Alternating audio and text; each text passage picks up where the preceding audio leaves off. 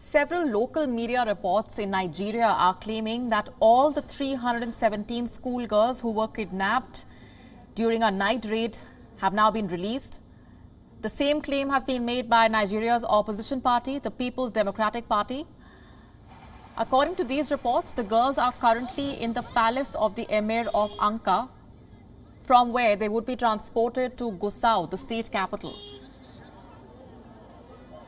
Nigeria has been witnessing a rise in attacks unleashed by armed bandits on schools. This is the third such kidnapping incident since December, and the government has been facing backlash for not doing enough to tackle the issue. A suspected criminal gang attacked the government girls' science secondary school around 1 a.m. on Friday. No group has so far claimed responsibility for the attack. This is the country's third school kidnapping in less than 3 months. Heavily armed gangs, known locally as bandits, have stepped up attacks in northwest and central Nigeria in recent years.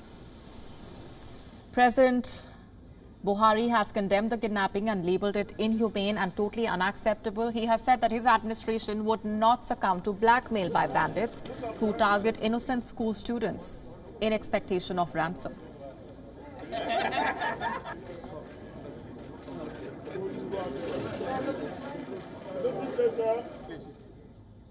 And for more on these developments, joining us on the broadcast is the spokesperson of the PDP party from Nigeria. Hi, Kola. Thanks very much for sharing your time at on a difficult day like this. If you can begin by sharing the latest, what is the situation currently? The girls have been released as per the local media reports. Yeah, we are hearing from the local media reports that the 317 students that were taken over by bandits and terrorists have been released. But yet, our party is here to get full communication from the governor of Zamfara State, who is a member of our party. For us, the People's Democratic Party, we have condemned in very strongest terms the continuous harassment and abduction of pupils and students sent to school to come and study. And unfortunately, this government is incapable of confronting the situation. And this is very, very worrisome to every Nigerian as we speak. Absolutely. Kola, if you can bring us up to speed with how things reached this point, how were the girls released? Was some ransom paid? Well, for us in my own party, we have been following the storyline since it began on Friday, about 1 a.m. However, we are very worried as a party about the narrative, about the reports in public space that there are compromises because some military men or people in military uniforms were said to have come around in the community, Jangevi, and drove indoors all the people who were on the streets or were in their houses about 11 p.m., only for the students to be abducted at about 1 a.m., 2 hours after the military came, or people in military uniform came and drive away people who were living in the environment. And there are reports that this cleared the way for the abduction of these students by the bandits and the terrorists. However, our party has demanded from the government a clear-cut investigation about the allegation of compromises on the part of the military or whether people in the military uniform. And thereafter, our governor has been making efforts to ensure that the students are brought back unharmed.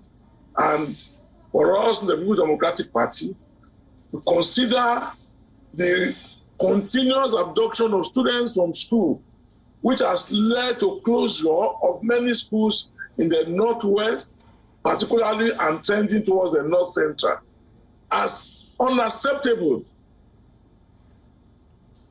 Indeed, the government has been heavily criticized for not doing enough to deal with the rising incidents of kidnapping. This is the third such incident since December. What measures has it taken now to ramp up security, and how convinced are you that they will be sufficient? Across the New Democratic Party, this government has not demonstrated any capacity in whatever form to handle the insecurity situation in our country. After the government came in in 2015, and let me also say before the government came in 2015, the insurgents had been fought to the fringes of the northeast part of this country. But what we find today, people can no longer travel between Abuja and Kaduna, a distance of less than 2 hours, because bandits have taken over the roads.